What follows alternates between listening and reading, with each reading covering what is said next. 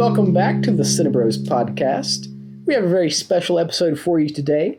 Continuing on with our recent theme of having guests back on the show, we don't have Isaac Williamson with us this week, which is rare if you've watched our most recent episodes, but we are welcoming back Trenton Chappell of Trenton Chappell Live. It's been a while since he's been on, but he's back with us today. Trenton, say hello.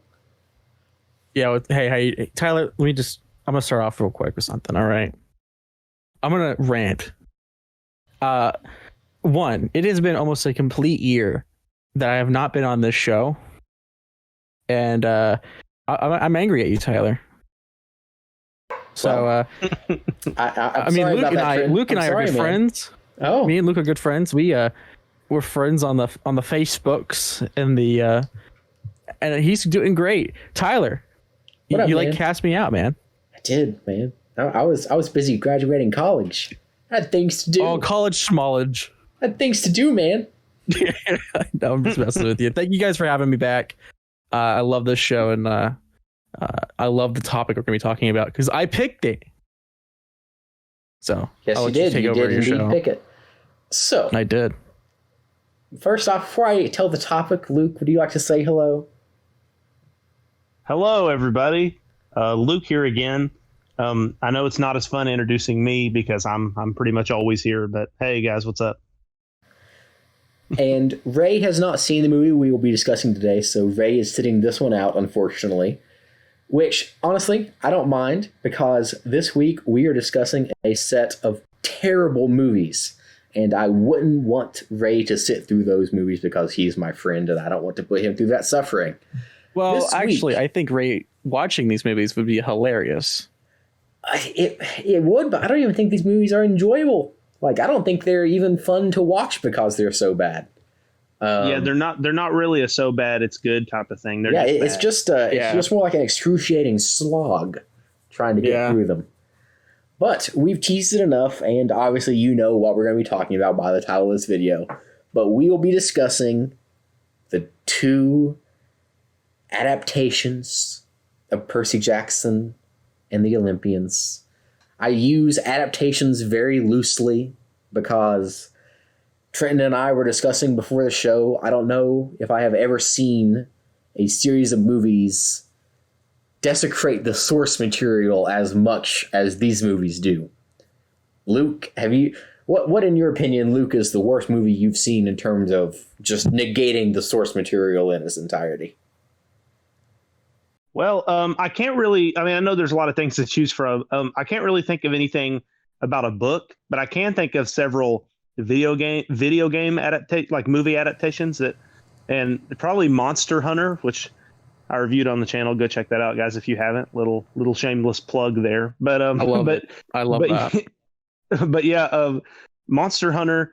I actually didn't even know they were games, and I watched the movie. And after I watched the movie, I heard a bunch of people ranting about how it's nothing like the games. So I looked up the games and I was like, yep, this just craps all over the games. So that's probably the best example I can think of. Okay, fair. Trenton, do you have another movie series other than Percy Jackson that you think just trashes the source material? You know, I don't think there's ones as bad as Percy Jackson, you know? Considering it only had 2 movies made, and there's 5 books of Percy Jackson, if you want to go off of that. I would say, honestly, and I'm going to get a lot of hate, because I'm just going to say, I think Twilight sucks. You know, the books are really good. I read the books. Leave me alone, Tyler. All right? And hey man, I can't say anything. The first Twilight movie is actually one of my guilty pleasure movies, and I'm not even lying. It really? Yeah, I'm not even lying. It is. Wow. I could just see you sitting alone in your room just watching Twilight and just crying. No, I trust me, I have no emotional investment. The writing's awful. But it is. The setting and the movie the setting and the music is what I really like about it. Like, I hate the color grading they did for it. See, I like that. I'm a big fan of the Pacific Northwest region, and so I like movies. I like it too, but like it was too freaking blue. It was. I like that. I didn't think it looked that bad. Sometimes it can, like when the characters are on screen, but But yeah. that's pretty much my answer for that. But yeah, thank you. Okay. Well, I don't know. I'm usually the one that's interviewing people, and it's like it's Right. weird now. I guess we should just get into discussing these movies. So let's just start with The Lightning Thief, released in 2010. Now, for context, for anyone that doesn't know what Percy Jackson is, so these movies are based off of a series of 5 books called Percy Jackson and the Olympians. The movies cover the first 2 books, The Lightning Thief and The Sea of Monsters. The Lightning Thief is obviously first.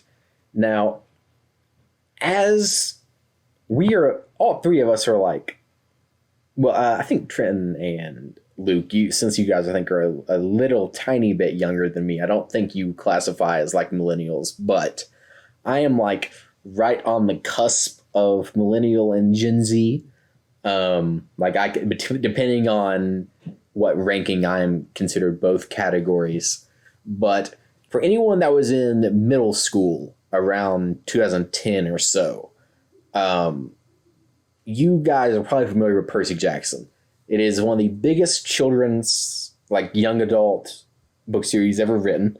And as a massive Harry Potter fan, I think Harry Potter is like far and away the best YA novel series and film series. I think Percy Jackson as a book series is the only thing that comes close to it. So when I would agree. Yeah, when a movie when a movie was announced back in like 2010, I remember like all of my friends in middle school being like, oh my god, this is gonna be amazing. They're adapting Percy Jackson into a movie. This is gonna be awesome. And it should have been. It should have totally like been up there with what the pop culture impact of Harry Potter. And this movie came out in 2010, and I have a lot of problems with it.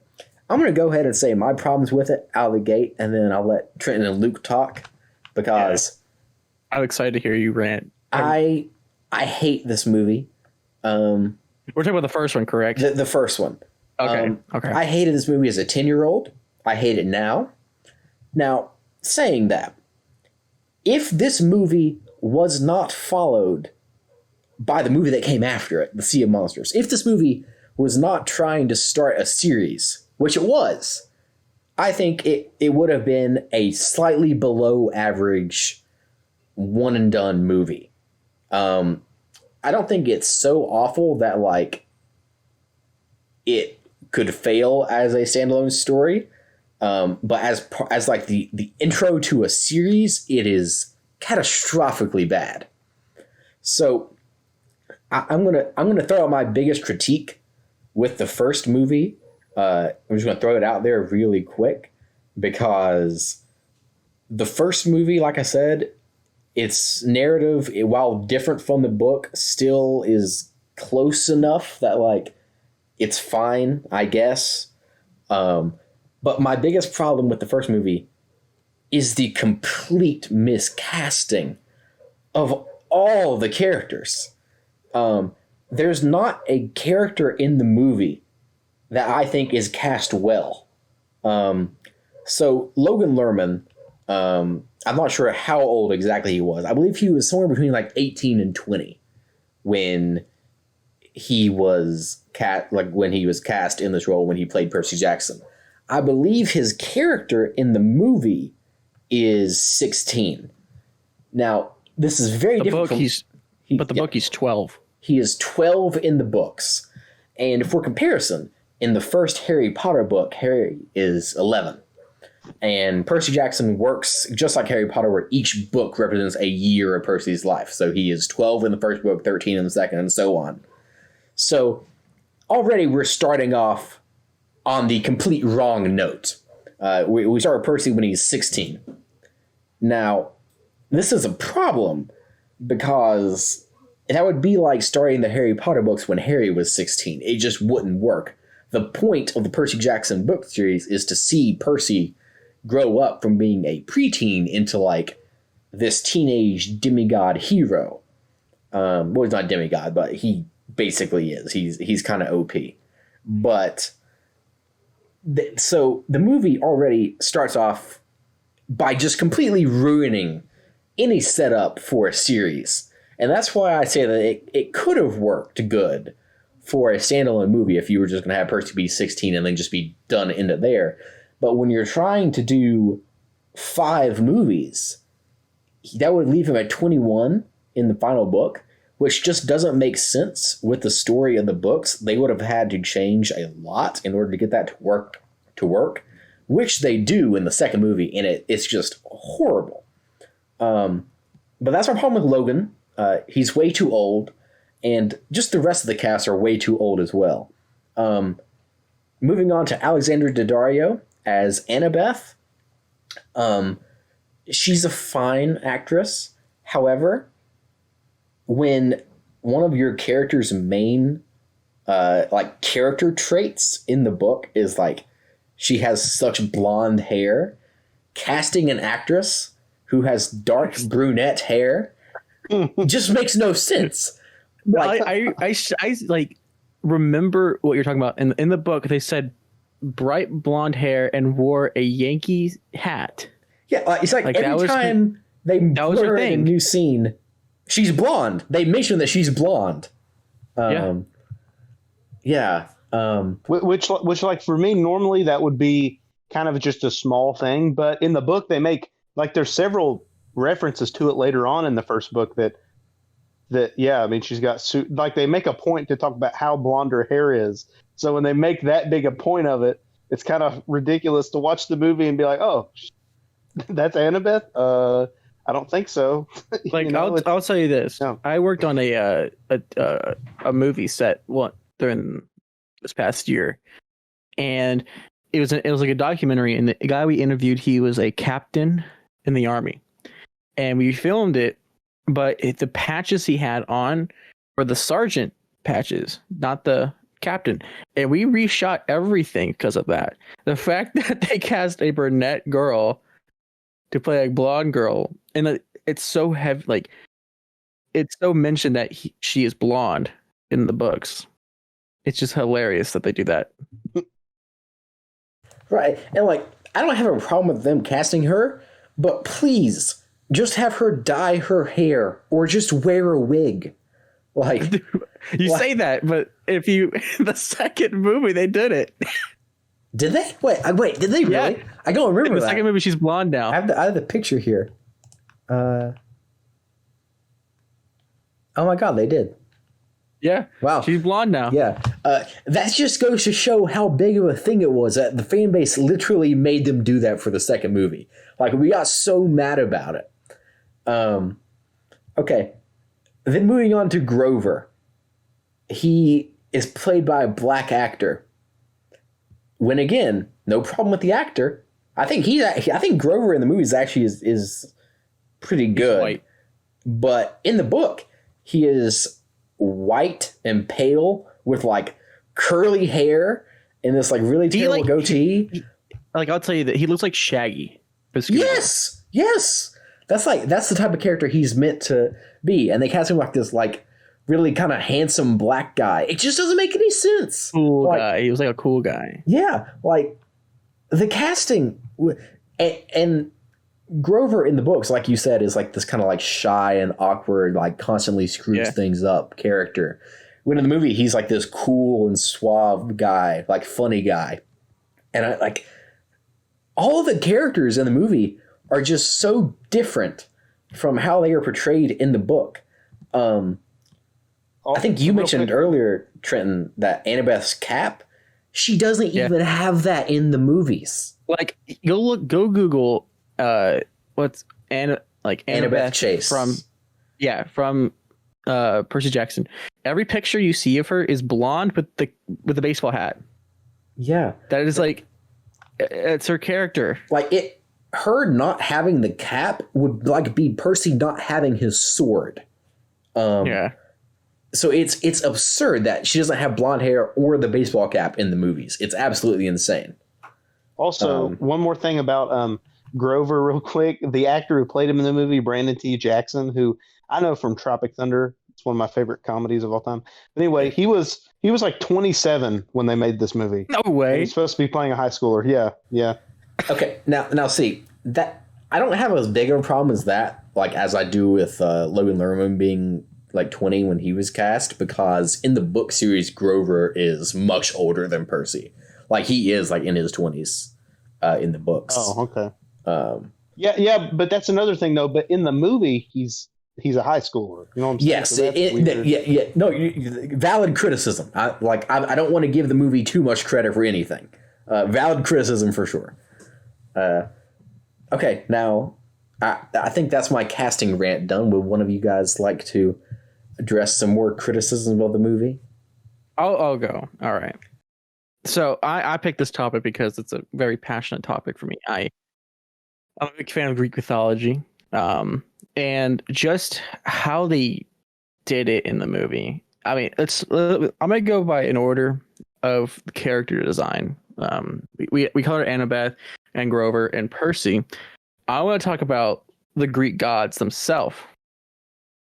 All right, because in the first movie, you meet Poseidon, Zeus, who else? I think you meet Athena. You meet Hades, Persephone. Hades. But the character who played Poseidon and Zeus, they look like actors who would be great as Hades. But the person who played Hades would be great as Zeus. Like just the look of them, like they wore leather, and they were like all like, "Yeah, I'm Poseidon." But I'm like, Poseidon's supposed to be like this cool guy. In the book, he's like this nice guy. Like he keeps tabs of Percy all the time. And like the fact that he's like never around in the movie at all, like his mom tells him like, "Oh, your dad's never around." That's not true. In the book, he's always like from like afar, just watching over him. And it's just they did that character so wrong. Tailing your side of Annabeth, you know, the actress. How you say her name again? You said so well. It's Alexandria Daddario. Daddario. Okay. This movie sparked that crush for me for her. All right. Same here. Yeah. I'll say right now she's so hot. All right. Yep. But yeah, I agree. Yeah. She is. But Annabeth in this movie is supposed to be like very, very smart. In the book, she's very smart, very like aggressive. Like she's not really aggressive. She's just smart. In the movie, they like threw away the smartness and just made her ruthless. Like she's like, "Yeah, I'll kill you if you get my way, Percy." I'm like, that's not Annabeth from the books. And like, it's just annoying that they do that because like, oh, she's Annabeth. She's this badass character. But no, she's actually like the nice girl. She's like, I'll go help Percy. Because in the book, well, they're love interests, you know, it's obvious. And like, it's just, they butchered their characters so much. And then Grover, I don't remember in the book, did he have the, what are they called? Oh, the crutches in the book? In the book? Yeah. Oh God. Yes, I think so. You did? Okay. I think so. Okay, then I'll throw away that point. Yeah. But, like that's just something. And like my main argument for this movie, like I liked the first movie. I told that to Luke and Tyler already. I liked the first movie. I thought it was cool. Watching it back over in my 20s, I hate the movie. It's terrible. Yeah, it's pretty bad. Like when they revealed the main villain, you know, he's like, "Yeah, my name's Luke, and I'm the son of Hermes, the god of stealing." And I'm like, okay, cool, congrats. And like in the book, he's supposed to be like awesome, not a douchebag. They literally made him the biggest douche ever. They really did. And like for no reason. Like I remember like that big like epic scene at Camp Half-Blood where like they like capture the flag. Do you remember that? Yes. Oh yeah. Yeah. And he's like, okay, can I just say that scene is so stupid? That scene is so really dumb. Is. It's unnecessary. That scene is also not anywhere in the books, is it? It's not. That's what I'm saying. It's so pointless. And I like the part where he's like, I gotta heal myself. And he like puts his hand in water and the water heals him. I was like, I didn't know you could do that. That wasn't in the book.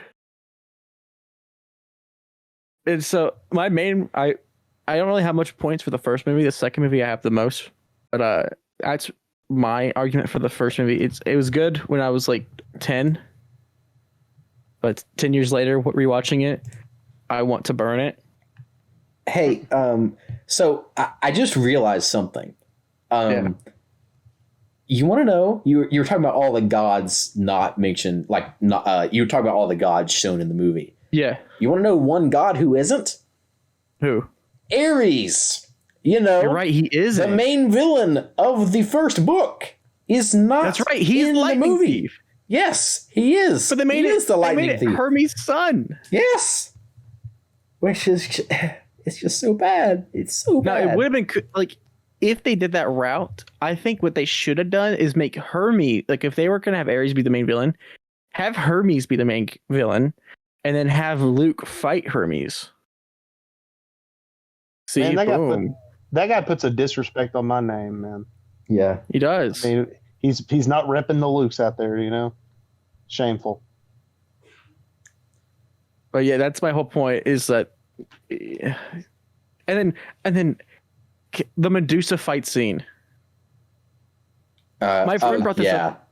Yeah. My friend brought this up to me the other day. He goes, "Okay, so apparently, if you look at her through an iPod for the reflection, you won't turn to stone."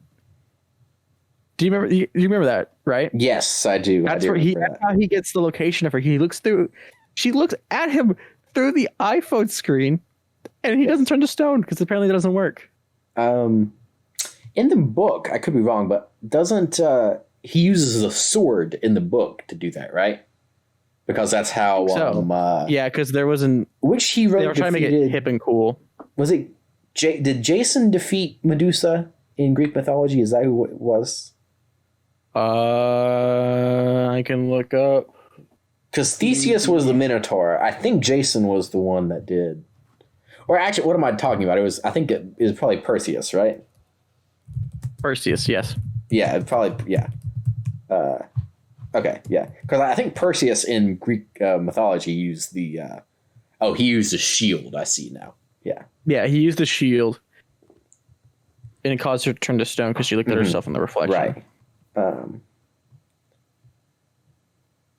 Which I would say that scene where like they had their eyes are closed and the snakes are like going on their face. That was pretty cool. But it also looks terrible. The CGI in this movie is terrible. It is. It's laughable. Mm-hmm. Terrible. Luke, do you have anything to say on Percy Jackson? Yeah. So to give everybody a little bit of context, all the viewers out there, I'm not as big a fan of this franchise or the series of books as Tyler and Trenton are. I liked the first book. I read it a while back, and I really enjoyed it. I didn't read any more, and I've only seen the first movie. Haven't seen the second one, which from what Tyler said, I'm not missing out on anything. So, but yeah, I mean, I like Percy Jackson. And even as a young kid, because I think the first movie came out in 2010, so I would have been 10. And even back then, I acknowledged that, yeah, this movie's not very good. And rewatching it in preparation for this video, yeah, man, it's really not good. All of my complaints are, I mean, obviously, I agree with Tyler and Trenton that it just takes a big dump on the book series. But just looking at it as a film, it's just the pacing, for one, is horrendous. This movie just feels rushed. You feel like, oh, we're doing this now. Oh, we're moved over here. Okay. It's just nothing feels genuine. Everything just feels so rushed. You don't really have a second to breathe. In this case, trying to start a franchise like this and this type of film, you know, in a thriller, that kind of works. You know what I mean? Because they're trying to keep you on the edge of your seat. In this one, you're just exhausted. You're like, I don't have any time to sit back and care about these people because we're just moving from place to place. And this movie, I mean, it's an hour, you know, it's like 2 hours, 2 hours long. Yeah, it's like 2 hours long. It's pretty standard movie length. But man, it still feels rushed. You know, it's not like this is a really short movie or anything. Also, you know, there's some cringy lines in here. The script is not the best. In particular, the dialogue. There's a part where Grover and Percy are walking through high school, and Grover's like, "Man, this is like high school without the musical." And I'm just like, "Yeah, so high school." That the joke. I guess he's trying to be funny, but that is so stupid. That doesn't even make sense. It's like, yeah. So high school, where you're in high school right now. It's just, I don't know why that line stood out to me, but it was pretty bad. Also, I don't think that the three main characters, Percy, Grover, and Annabeth, I don't think they really have much chemistry together. All of these people are good actors. Logan Lerman, obviously, we have a whole episode about the perks of being a wallflower. I think he's also in movies like Fury. Logan Lerman is a good actor, but I don't know. I mean, the cast isn't awful. They're really not doing anything special. You know what I mean? Also, they make Luke the big twist villain, the son of Hermes. And here's the thing. If you want to make that twist work, and like they were saying, he's like a cool guy and stuff in the book. So they should have just made him, or like a nice guy who's friendly, and they should have just made him that. But he's kind of like an arrogant douche from the beginning, to the point to where I was like, as soon as the guy started talking, I was like, oh, he's going to end up, if he's not the lightning thief, he will at least be, aiding the lightning thief. He's probably already a jerk. So that twist is supposed to be a giant reveal, and it has no weight. Like, I saw it coming a mile away. Right, because in the book, the reason the twist works is because he has been like so nice and helpful before. But like you said, in the movie, he's just kind of a douchebag from the get-go. He is. So yeah, exactly. Yeah. So from the beginning, I was like, oh, well, this guy's up to no good. I will say that the scene with Medusa, all that CGI on Uma Thurman's head, it's so ridiculous that it's one of the only sequences in the movie I actually enjoy, just because it's so kind of campy and ridiculous. Other than that, this movie it's not so bad it's good. It's just bad. It's just very, and the Rotten Tomatoes score for this is a 49%. I thought it would have been much lower than that. That's like barely under half. So that's a little bizarre, but anyway, that's really Luke, all I have to say. Can you do me a favor? Can you please look up the Rotten Tomatoes score of the Sea of Monsters movie to cue us in to that? See, I did. That's a 42%. Really? Which is still very high. Like, that's a lot. Really? It's obviously a bad score, but that's way higher than I thought. I thought it'd be at least in the 20s. That movie sucks, man. But anyway, I guess we're on to the Sea of Monsters now. Trenton, since I started off last time, would you like to start off talking about why Sea of Monsters is hot garbage? Yeah. I have it all playing on my TV right now because, I like to watch the things I'm talking about. Why are you subjecting yourself to such awful... Hey, shut up. So I'm like watching it, and okay, the scene I'm watching right now, this part's is so stupid because I don't even think it's in the book. It's when they fight the stupid bull. Okay. And the scene before, they introduce a character who's a Cyclops. All right. And I have to rant about this because I think it's so stupid. He gets bullied, which I don't understand why. They're all freaking demigods, and I don't understand why they would bully each other. But there's a scene where he puts on sunglasses, and his eye is in the middle of his head, right? A Cyclops. He puts on sunglasses, and the part that hits your nose is usually like the plastic part, and it's like not see-throughable, I don't know why this bothers me so much, but like he can't see now. His eye's being covered. That's what I've been watching, and I'm sitting here like, that's so stupid how they have that. And now with Sea of Monsters, the big villain of the movie is Kronos. I think it's a perfect villain. That's a scary guy. Not for Sea of Monsters, it isn't. In the book, right? Yeah. One thing I did think was cool was seeing the underworld in this movie, because I think they go there in the movie. And seeing like the underworld as how they envision it was pretty cool. Like seeing all these like people like stuck in their own personal hell. And the person who played Hades did great. I'll say that. I will say that. All right. He was kind of rude and just, he was Hades, the Greek god of the underworld.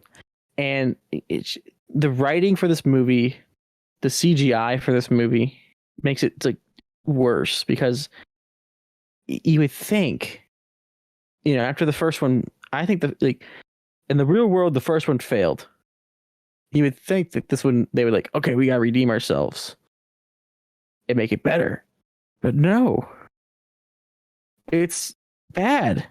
Like they gave Annabeth blonde hair. Okay, listen to the fans finally.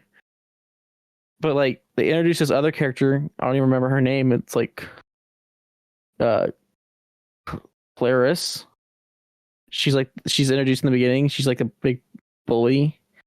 That's her thing, and it's this stupid Luke's back in the movie, even though I thought he died. Right, that is dumb. That made Luke seem like he died at the end of the first one. That's another thing against the first one. They look like it killed Luke. Yeah, wouldn't that take away from? Because like I said, I haven't seen the second movie or read the book or anything. But to me, that kind of wouldn't that diminish like the climax of the last movie? Right? Yes, it does completely. What the heck? They were like, he did die, but no, I'll just bring him back. That's ridiculous. Yeah, like he's in this entire movie. Like he's like, I'm gonna show you guys how to get here, and I'm gonna be cool. And no, you died. And it's just like I'm thinking of words to say about this movie. It's really bad, and I really wish it wasn't, because this is supposed to be like the big movie, like the big, like in the book, this is like a big like part in the series. Like they fight Kronos. Kronos is Zeus, Poseidon, Hades' dad, right? That's like the guy that ate, if you go back to Greek mythology, this is the guy who ate them. And then like they say, I forgot who saves them, but like this guy's supposed to be like bad, and like they defeat him in like a sword swipe, and that's it. It's just bad. Go, your turn, Tyler.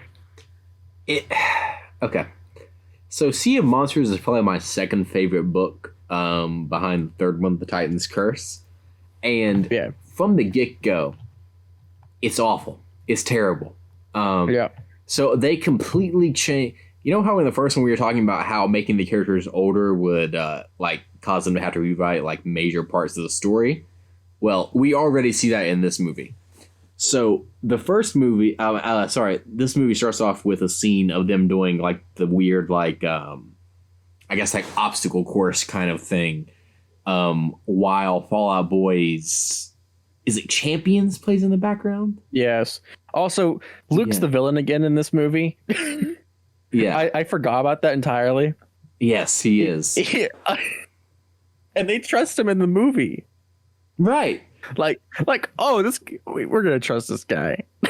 Why? Wait, what? He betrayed them in the last movie. He betrays them by bringing Kronos back to life. Oh my gosh. That's on them at that point. That's their fault. Oh my gosh. Yeah, so it starts off bad. And then from there, they just proceed to just completely butcher everything about the story. Just everything about it. There are scenes in the book that are placed that like start the movie, and they are placed in like the middle of the movie for like no reason whatsoever. So the whole Kronos fight at the end is absurd and only happened because they knew they were not going to be able to make a full series out of this movie, so they had to end it in some like capacity. In which case, just don't make the movie. Like the Kronos fight at the end is so dumb because when they fight Kronos in the book series, the end book, the final book, that's the last thing that happens. This movie is just god awful. It's not funny. No, it's not. It's not at all based on the plot of the book. Like it is basically just completely different in every single way than the book, and not in a good way. It's like everything they could have done to make it stand on its own.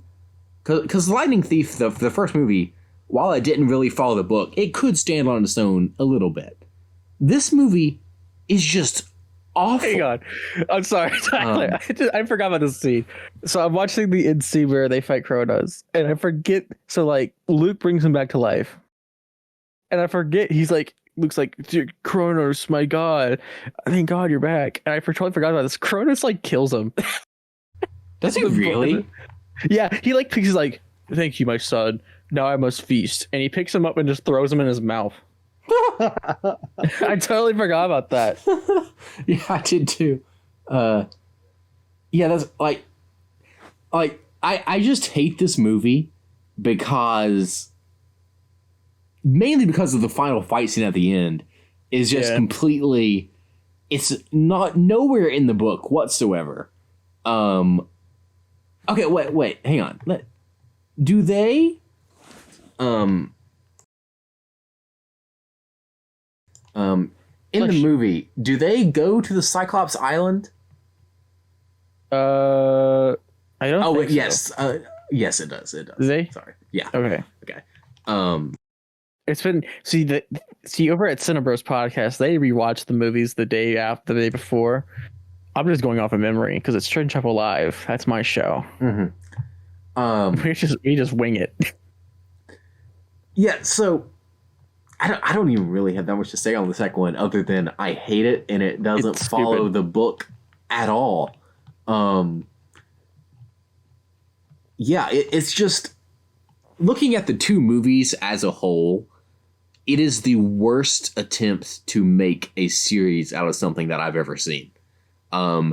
The plot is so convoluted, the characters are atrocious. And it's a movie series that never should have been made. It's a example of studios just completely ruining good content. Yeah, man, I hate the Percy Jackson movies so much. Guys, a little fun fact about Sea of Monsters I just found out. It's directed by a guy named Thor Freudenthal. So this guy, Freudenthal, I think is how you say his name. His name's Thor. That's kind of funny. Let's see, what else has Thor Freudenthal made? He made the first Diary of a Wimpy Kid. Yes, he did. And not a ton else, really. Yeah. Not a ton else. And I can honestly say, I understand why. Yeah. Oh, well. Wow. Trenton, do you have anything else to say on the Percy Jackson monstrosities?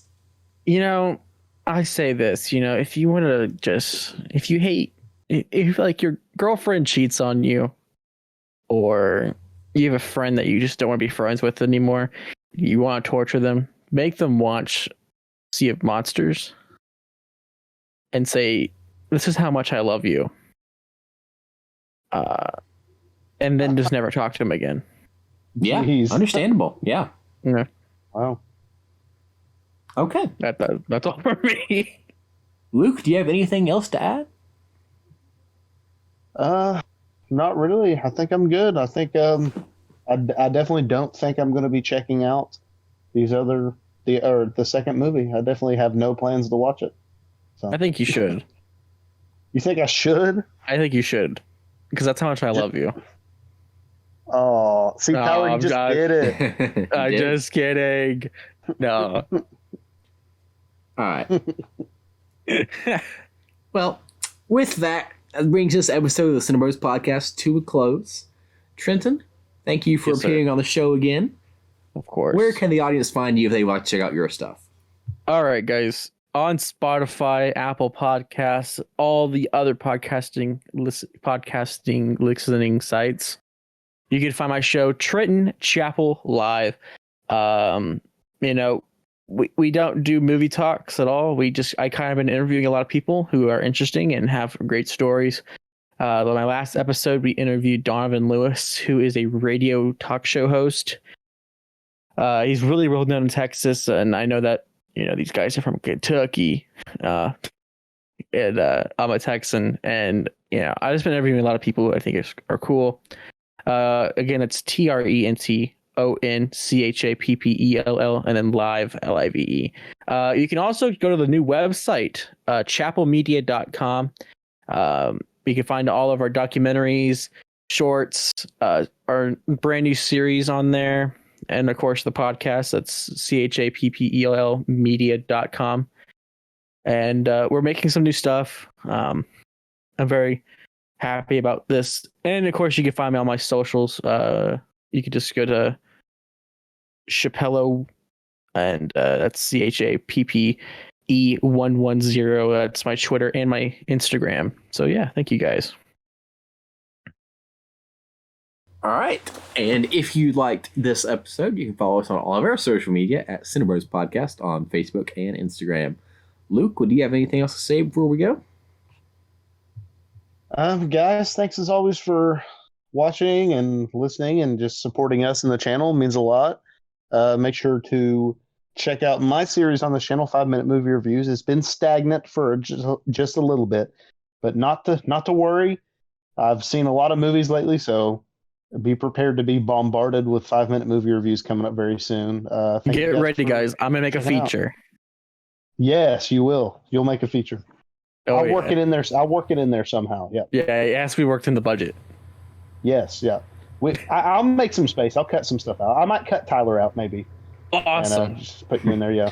Nobody will record it because Tyler's the one who records it. But we can hang out or something. All right. And with that, we will see you. Bye. Bye. See you guys.